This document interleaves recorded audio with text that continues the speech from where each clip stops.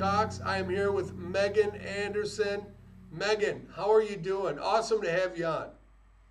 Thank you for having me. I'm good. I'm good. I just got home from doing some hill sprints with the team, so just resting before going doing some sparring this afternoon. So.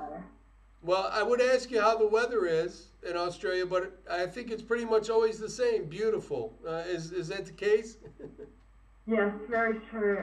I live in a pretty lucky place, the Gold Coast. It's generally always sunny, but sometimes it's starting to get into winter here, so it's starting to get a bit cold, although cold here is probably a nice day over there. Yes.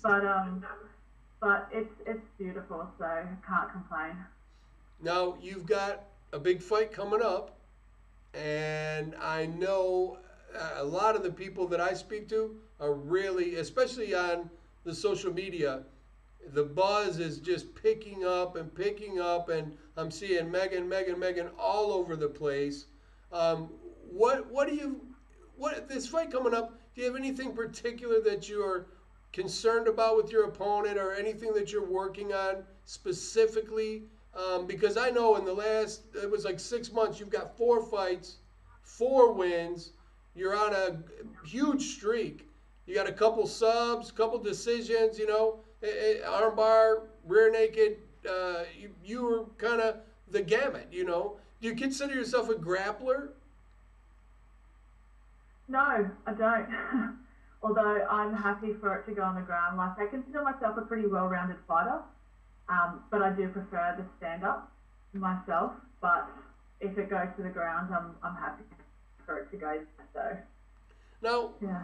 What was it that got you started in combat and in fighting? I mean, was there something at a young age? Because when I look at you, I see a really athletic female. And I see you look very competitive just with that smile, right? Was there something growing up maybe that pushed you towards that way? Not really. I've always been quite a competitive person, but I played a few sports growing up in school, and I was actually really bad. I sucked at all form of athletic sports. So injury prone. I always actually wanted to get into boxing, and so I used to go to a lot of boxing fight nights with my friends and stuff. So I decided, how about we go to an MMA fight night? And so I went and picked up tickets, and the guy I picked it up from was a coach at an MMA gym, and he asked me, do you train? And I said, no, I just go to the gym like everybody else does. And he said, well, before you try boxing, come in, have a trial, see if you like it. And I did, and fell in love. So that was it, pretty much. Just that simple. It always is a question for me when you see a beautiful woman that gets into the fighting game and just loves it and thrives at it. And at 5'7", you have a little bit of a reach and length on most of the people you fight against. Is that something that you use? Well, I'm actually 5'11". Holy moly! So, well, shoot me down. Yeah, a few different pages have me at different heights. It's very weird. But I'm actually 5'11", so I have a massive height and reach advantage on pretty much all of my opponents. Man, you would probably have about a reach on me. I mean, I got 76-inch reach, and I'm a short fella with long arms. And you know what? I watched one of the fights, and they, at the tail of the tape, had listed you at 5'7", and I was looking at you in the ring, the cage against the opponent. And I was like, man, yeah, that's impressive. So you really do. Now, one of the most underutilized weapons, in my opinion, coming from a boxing background, is the jab. Do you focus on that jab with that reach? Because that is a killer. I mean, you can really keep them at bay with that. Yeah, definitely. Been working a lot with my striking coaches on just keeping that distance, using that to my advantage, and just that jab is so important, and it can do so many things. So it's always a good thing, good tool to have, a good jab. It definitely is. And you, on the ground, you know, I look at you with the length and everything, and you would think striker, striker. But again, it's the typical nowadays well-rounded fighter. You're good on the ground. You're good standing up. You're really good in the clinch. You've got some pretty nasty knees in the clinch.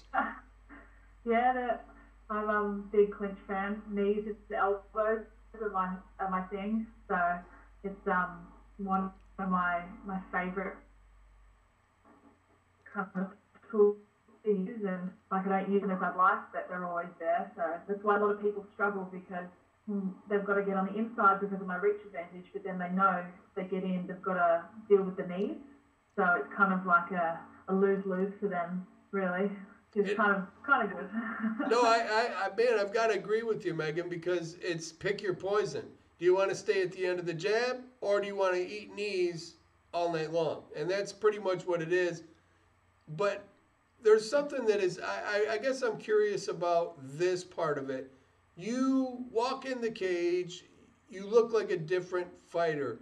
The look in your eyes, the look on your face, your demeanor, it changes. Is there like something that you notice as a switch? Is it a thought in your mind? What is it that happens as you get into that cage? Because I can see it. I mean, it's obvious. I don't know. I guess I kind of look at it like it's a job. Like, this is my job. I've got to go get the job done, and there is nothing that will stop me from getting the job done. And I'm the type of person that I'm easily able to kind of remove all emotion. So I fight I like to be smart, I'm technical, aggressive, but I've also don't really have a lot of emotion, so I'm not running on, anger or any kind of like emotion that it's going to hinder you. I think it's going to make you make mistakes. So I think that's one of my advantages. Just become so focused, and I just zone in on what I got to do. As you get into the fights and you get to the next level, and you are getting to the bigger stages, televised, a lot of people. How does that affect you? Is that something that you use as a tool, that fight or flight, that energy? Is that something you're able to use as a weapon? Or is it something you have to deal with just to get through? I mean, a lot of people deal with it different. Is it something you enjoy, or how does that make you feel? Like you said, like everyone's got to deal with it. I think like you've definitely the first fight is the biggest one because it's, everything's new, the media, it's televised, you've got, interviews, so all that is going to be new. So, but I deal pretty well with emotions. Like under pressure, I perform quite well. So that's not really an issue for me. Of course, I'm going to have a bit more nerves than I normally do because, it's going to be a brand new experience, but I'm ready for the challenge. I believe you, Megan. I have to say, I believe you.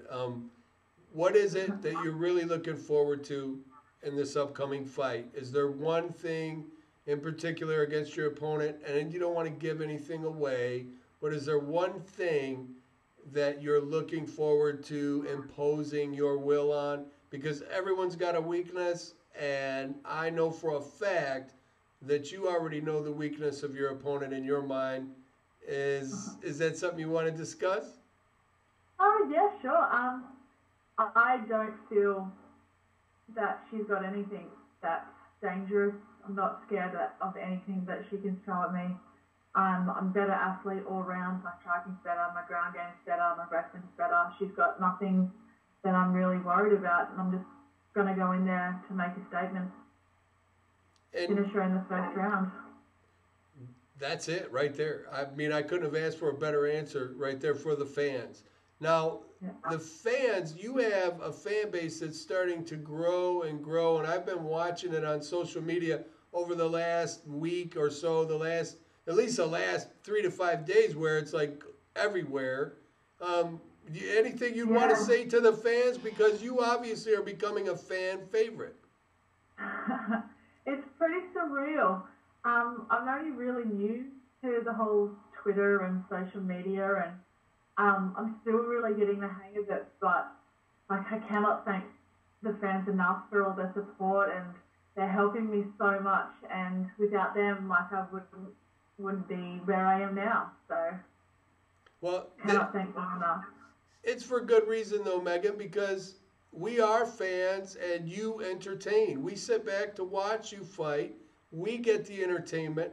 I know that Trinidad is a friend of mine, and he is so passionate about you, Megan, and he really, really wants to do anything he can to help you get to that level, and you're already there. I mean, Yeah. now you're going to have choices that are going to come up to you. It gets to Yeah. the Invicta, Bellator. You're at the 145 weight class. You know, is there? Obviously, you don't want to pick one or the other right now, but Yeah. is there a fighter that you would really like to get in the cage with, and prove to yourself and to everybody that you belong? Not really. I've never really had, any rivalry or like an idea of who I'd want to fight, because I'll pretty much fight whoever they put in front of me, whether they're ranked number 2 in the world or whether they're ranked, number 10. It doesn't bother me. I'll go in there, get the job done, and I'll finish them, and I'll prove to everyone why I'm supposed to be there. To me, your last 4 fights have done that. I mean, very few people within 5.5 to 6 months pull off 4 wins in a row. And as a 5'11", as I was corrected, striker, that is a striker's body. You have the length for all of the awkward chokes, Dar's chokes, all these chokes. You've got the length for those, and then you've got the length for the striking, the knees, the elbows. It's one of those things that you can fight anywhere. Like we said earlier, it's like pick your poison. Where do you want to taste it? On the end of my jab? Or would you like to eat some knees? And that is what I love. And the fact that you fought so often, that speaks to your character and your drive to get to that next level. How hard is it to compete at that level within 5.5, 6 months to be pulling out 4 fights and winning 4 fights in a row? Yeah, it's a pretty big, like, I just wanted to fight. Well, my first fight I lost, which I wasn't happy about. I thought I won it, but that's what you get for leaving into the hands of the judges. And so I come back in April of 2014, and I have my first fight for the year, which was kind of it was more of like a survival win. I've had that first loss, and I was like, oh, can I really do it? Have I got the skills? And it was a good win for me because I was able to dominate my opponent. I kept to my game plan. Like, we played really smart. And I got that win, and then I just pretty much wanted to keep fighting. And almost every 2 to 3 months, if that, I was fighting. So, and then my last fight, it was good because I built my way back up to rematching the girl that I'd originally lost to in my first fight, and I was able to finish her within 92 seconds, which was pretty exciting. You beat me to it, because that's where I was going with that.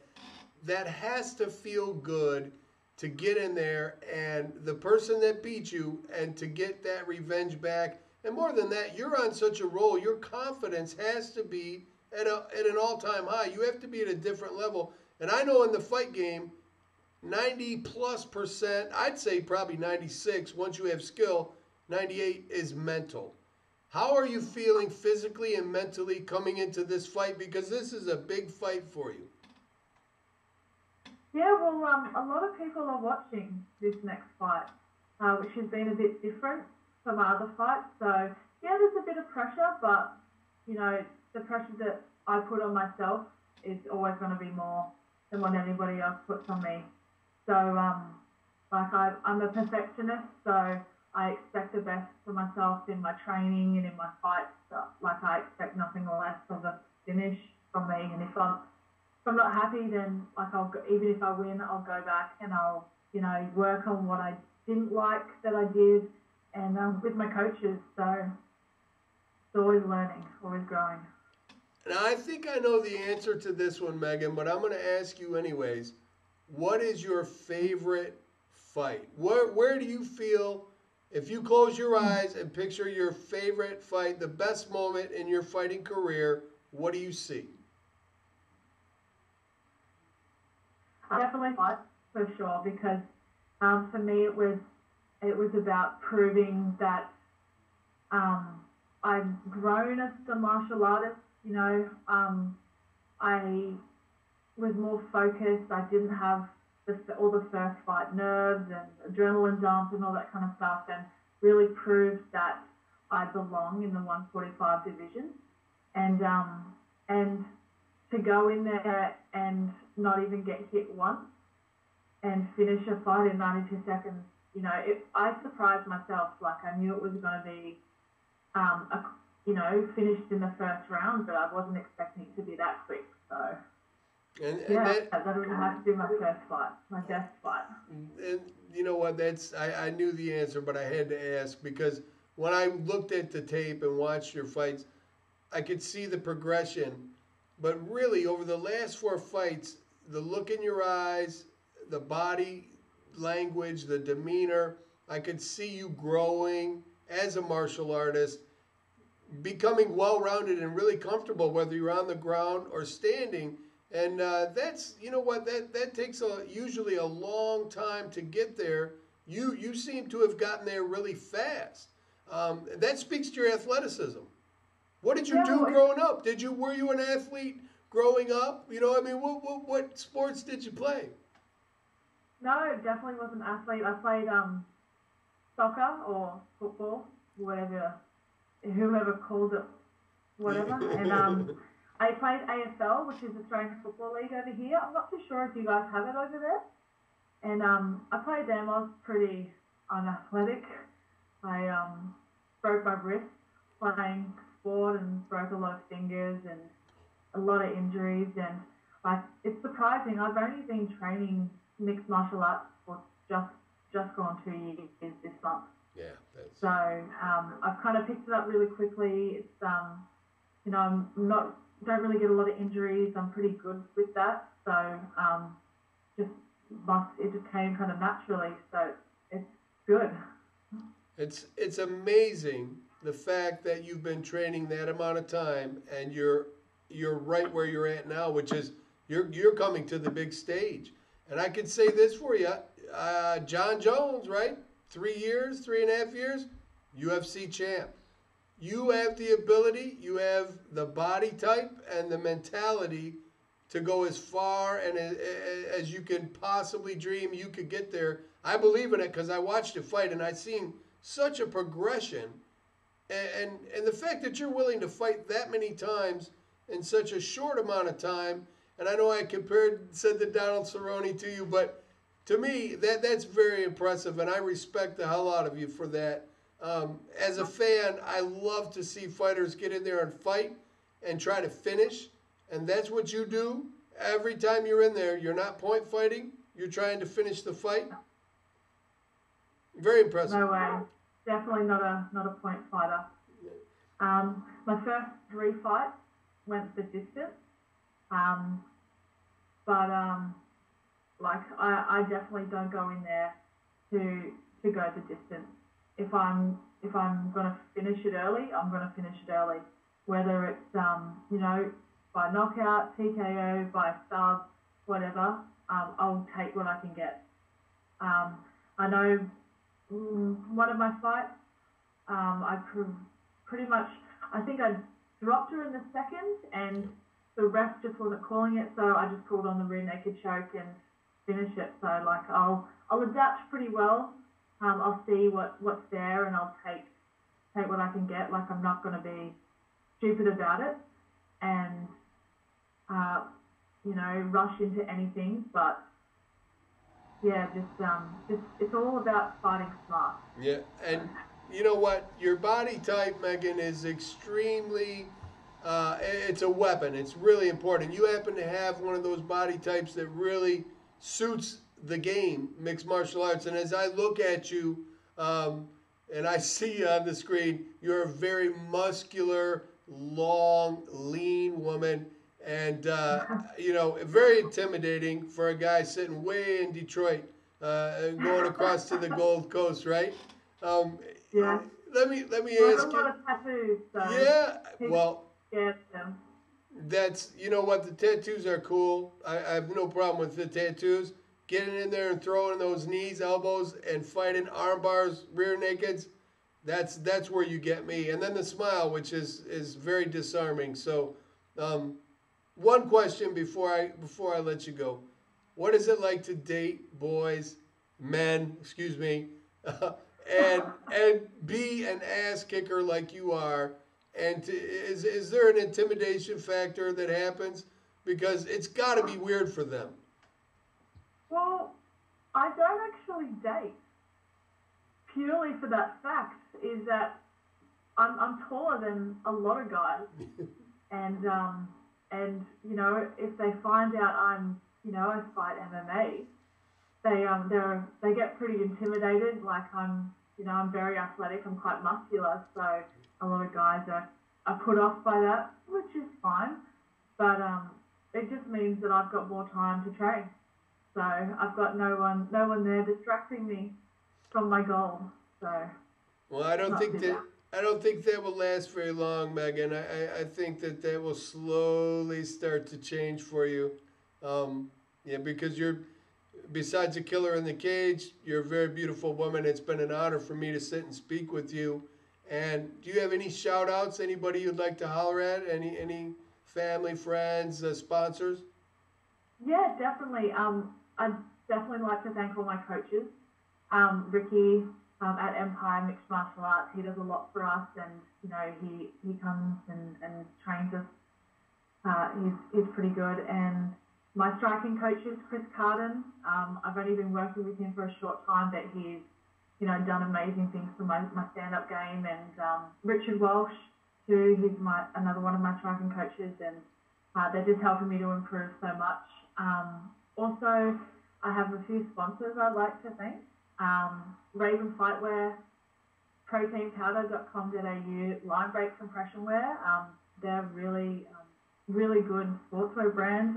It's really good for recovery as well. I'll sleep in their tights to help with muscle recovery after training. Also, Magic Hands Massage. She's so good. She keeps my body intact and after a hard week of training, and helps me keep going. Also, Fix Skateboards, and my strength and conditioning coach Colin, he does a lot for me. He's pretty much runs me into the ground with strength and conditioning, but that's why I'm able to push so hard in the cage. So I couldn't thank him enough. And my family, my parents, do so much for me. I live with my parents, so I moved back in at the end of last year, so I could put a bit more money into training, and I could start pushing to get to that next level. And them and my brother, they helped me out a lot. And my training partners, without them, I wouldn't have anyone to train with. And the fans, without them, I wouldn't be here. So thank you very much, guys. Listen, Megan, it's been a great time for me, and I honestly, you're one of my favorite fighters coming up to watch, and I want to get one thing out of you. When you get this victory, that I get the next interview, and I get to speak with the champ, right? Yes, you do. This one's not for a belt, but you can still call me the champ if you like. I mean, listen, it's semantics really at that level, because I see what you've done already.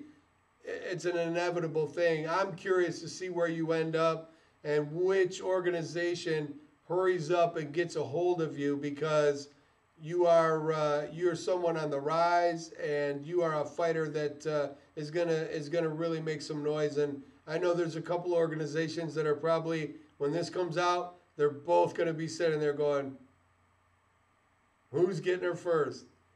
Yeah. Yeah. Well, hopefully that's you know, the end goal, I guess. So whoever really brings the best offer, I guess. Well, I mean, it'll be a very tough decision. So yeah, and it will. And you know what, Megan? I'll tell you something. As a fan, I just want to see you get in the best situation that really helps you to grow and to entertain. Because let's face it, that's what you're doing is entertaining. And I am a #1 fan. So I want to see you as much as possible. And I want everybody to be able to see you as much as possible fight, because you are extremely impressive. You're a killer with a smile. I love it so much. Megan, thank you. Thank you so much. Thank you very much for having me. It's a very great privilege to be on your show. So thank you. You humble me. I can't wait to get you the next time. Thank you, everybody. Megan, love it. Awesome. Megan Anderson, everybody. Thank you so much. Thank you. Bye-bye.